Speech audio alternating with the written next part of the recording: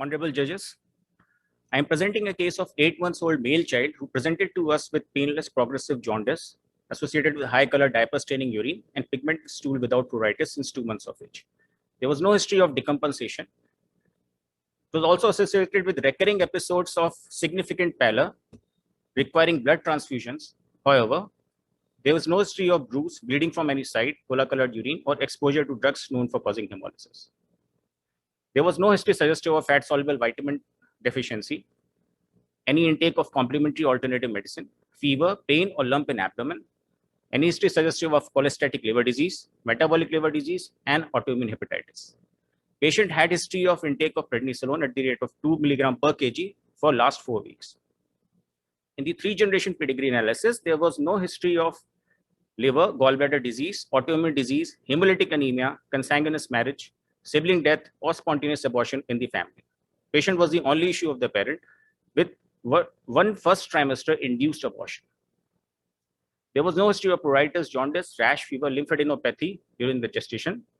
Patient was born full term by lower segment cesarean section with a birth weight of 2900 gram uneventfully.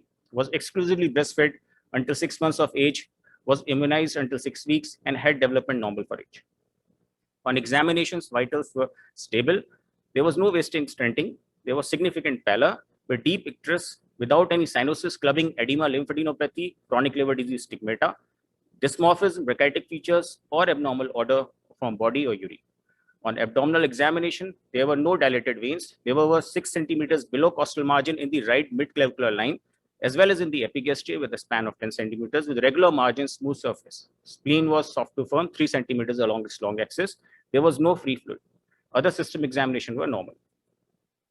So we kept a syndromic diagnosis of infantile onset compensated chronic liver disease with probable portal hypertension, non-beta, with recurring episodes of anemia requiring blood transfusion. So the differential that were kept at this time point were autoimmune liver disease, giant cell hepatitis with autoimmune hemolytic anemia, hemophagocytic lymphohistiocytosis, non-hepatotrophic virus infection like parvovirus, storage disorders. The baseline investigation showed significant anemia with a high reticulocyte count, peripheral smear suggestive of hemolysis with significant Coombs test positivity and a high LDH, suggestive of hemolysis. Liver function test showed conjugated hyperbilirubinemia with an unconjugated fraction of 40%, transaminitis with AST significantly higher than ALT, normal GGT, albumin was slightly low, and coagulopathy was suggestive of liver failure. Ultrasound abdomen showed hepatosplenomegaly. In the workup for infection, in the infectious workup, the non-hepatotrophic and hepatotrophic markers were non-reactive. For autoimmune hepatitis, only IgG was elevated. However, the autoimmune antibody markers were negative. Bone marrow aspiration was done, and it was reactive without any atypical cells, storage cells, or hemophagocytes. Then a liver biopsy was done on higher magnification. On lower magnification, it showed acinar disarray with pericellular fibrosis, while on higher magnification, there was extensive giant cell transformation and lobular inflammation. Furthermore, a ZN stain was done in which an acid-fast bacilli was detected. An additional workup for tuberculosis was also done, in which Montauk test was found to be negative. However, the patient had history of receiving steroids in high dose for past 4 weeks. Chest X-ray was normal. Family screening was done, which was found to be negative. Gastric lavage didn't show acid-fast bacilli on microscopy as well as on gene experiment. So a final diagnosis of giant cell hepatitis with autoimmune hemolytic anemia presenting as infantile liver failure along with disseminated tuberculosis, most likely that was flared by a steroid, was kept. Now, this is a rarely reported disease with mortality as high as 30% reported in the literature. So the challenge with this patient was to give an aggressive immunosuppressant treatment for management of this disease and to prevent flare of disseminated tuberculosis due to the use of the immunosuppressants. So this is the department treatment protocol that has been evolved for management of giant cell hepatitis with autoimmune hemolytic anemia, which consists of high dose prednisolone along with azathioprine and rituximab given once weekly for 4 weeks. Alternative agents can be used in case an azathioprine is contraindicated. And before starting rituximab, we have to screen for tuberculosis and do a baseline CD20 count. Thereafter, patient needs to be assessed frequently, and rituximab cycle can be repeated in cases of relapse.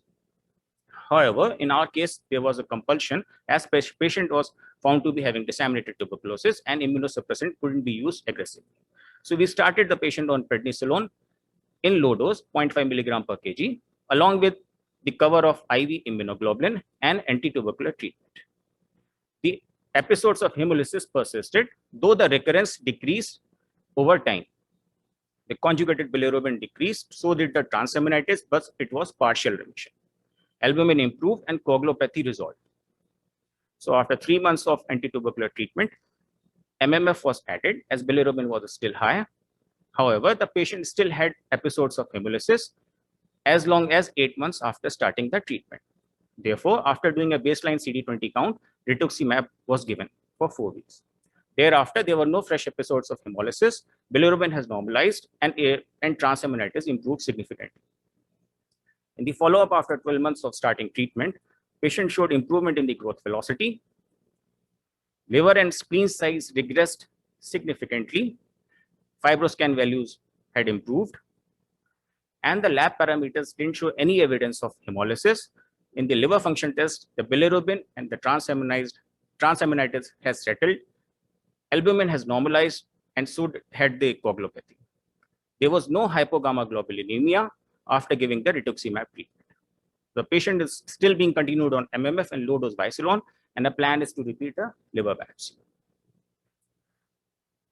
Giant cell hepatitis has a different underlying immunological basis as compared to autoimmune hepatitis. As we can see in the histology, there is a significant giant cell transformation along with macrophage activation complex staining seen in the histological slides of giant cell hepatitis, which is absent in cases of autoimmune hepatitis, which disappears on treatment with modalities like rituximab and reappears after relapse.